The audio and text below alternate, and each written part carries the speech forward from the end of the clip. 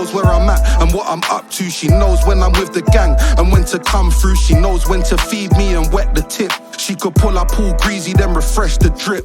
Getting it in, all I do is buy and sell. Paranormal activity, it's all moving by itself. Honestly, I got 'em lean like a wonky knee. You on that retrograde like with astrology. So listen here, you dumb shit. You can call me names, but you can't give my.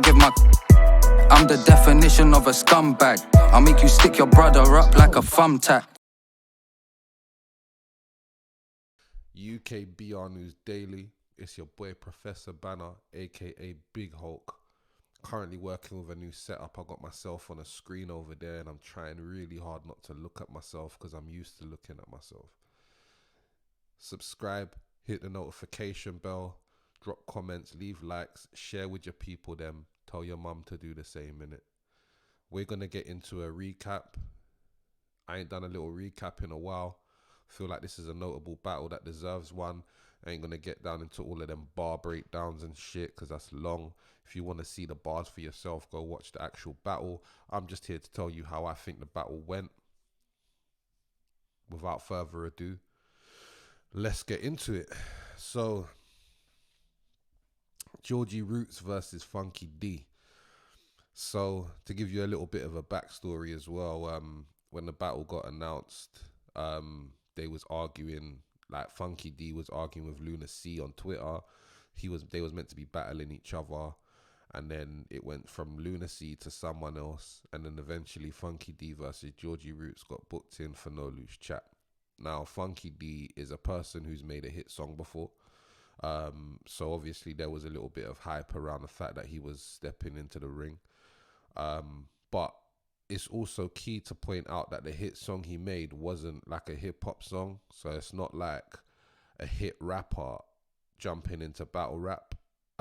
It was like a funky house kind of tune where like the vibe's a bit different. The rhyming is a lot more basic, a lot more repetitive. So it wasn't nothing to say like, oh yeah, he's a sick writer, he's gonna do sick in battle rap. It was just like he's quite famous or was famous, quite well known. So it was kind of a little bit of a buzz and a hype around that. But obviously he's got the energy, he's got the attitude, he's stirred up a bit. So, you know, he got the battle. So yeah. I'm just going to get into it. It was a one-rounder. First round, Georgie Roots just did his thing, really. It wasn't the best Georgie, I'm not going to lie. Against a few other man, he might have lost it, but, you know, it was Georgie. I felt like he knew that he did enough. A couple of his bars were a little bit corny, like took two-step into funky house, and like, I get the idea, it's a decent bar, but I feel like someone on Georgie's level of writing could have just connected that a little bit better. But yeah, you know, couple haymakers, couple decent ones, couple not so good ones, but all around like a solid round, you get me? There was a point where Funky D was like walking around the stage during Georgie's rounds, and he ended up on Georgie's side. So at one point, Georgie kind of said to him, move back to your side, and tried to kind of like nudge him with his hand or kind of push him, I'd say. But not push him, but do you know what I mean? Like guide him or whatever. Like just kind of like, you know what I mean? Just go back to your side kind of thing. But he touched him. And then Funky D just gave him like what looked like the hardest push he could ever try and give someone. And again, like, this is what I don't rate it, innit? Someone like Georgie Roots, the size of him and shit, yeah, he's touching you like that, and your response is to turn around and put all your energy and aggression into a push. It's just not really, I feel like, you know, if you're coming into battle rap with that energy and that attitude and that mentality, don't bother, man. You're going to ruin what a lot of people have worked hard to do, man.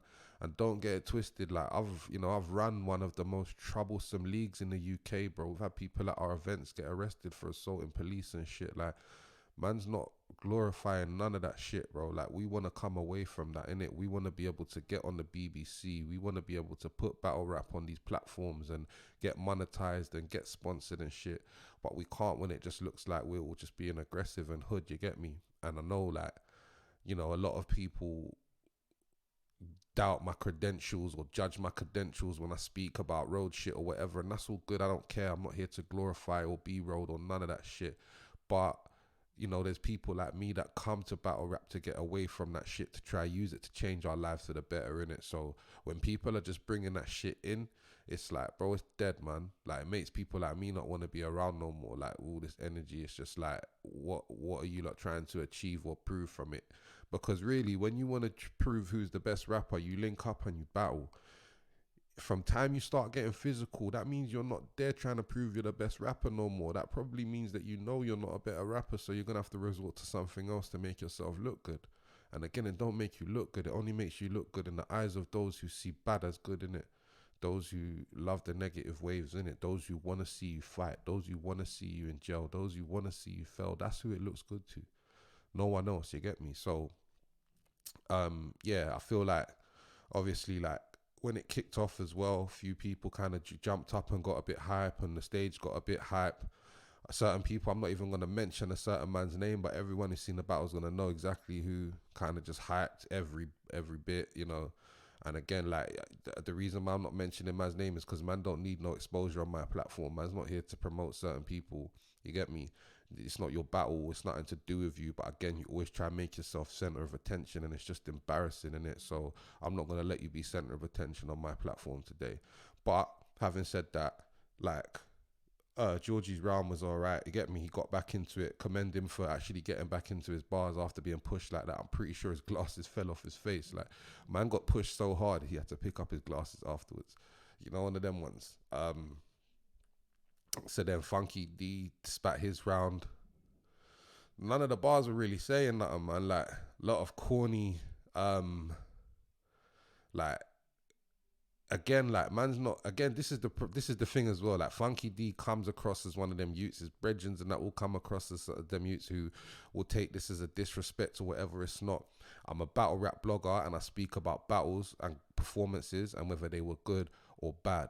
Yeah. When Tony D's had a bad performance, I've spoken on it. When Shotty said a bar I didn't like, I've spoken on it. When my own friends and people that I fuck with, like, it's not a thing where I'm hating or I'm being bitter or I dislike someone or anything like that.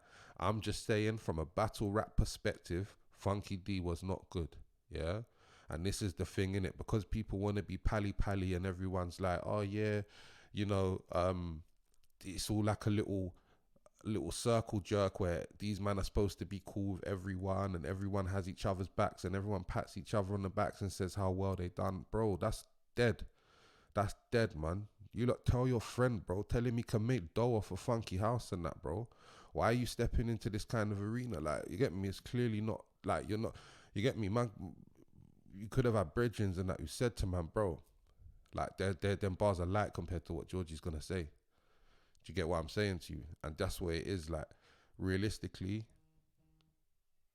man could have had a bit better guidance coming into the battle, I feel, if people are his friends from actual battle rap, who've watched battle rap for all these years. Even some of them people there, like, bro, some of them people there who got up on the stage acting hype, you've got battles yourself, you've been in this battle thing for time, and you've seen other people do this, and you've seen how everyone looks at it. You know how cringe it looks. You know how everyone looks at it like, bruv, you're embarrassing. So I don't get how you could be a part of the community, watch all of this shit for all of these years, and then still go and behave in that way and think that it's cool. It's not cool, man. But yeah, do you know what? Like, man's not here to put a negative on it. I'm just saying the whole approach, like, on top of the, do you know what? If the attitude was bad but the bars were sick, calm. If the bars were bad but the attitude was great, calm. But you know what? Terrible attitude and terrible bars, bro, it's embarrassing, man. 3-0 body bag, whitewash, whatever you want to call it, to Georgie Roots in a one-rounder. Yeah, there's nothing really more to say, man. Big up Snoop, big up Tally, big up Paris. I get it. It's hard running these events and having to control egos and shit like that. But yeah, we move forward, and hopefully we see some better attitudes and behaviors. You get me? But yeah, man, we've been watching UK Battle Rap News daily. Like I said, you know what? There's going to be haters. There's going to be people. But we're UK Battle Rap Media. We're news.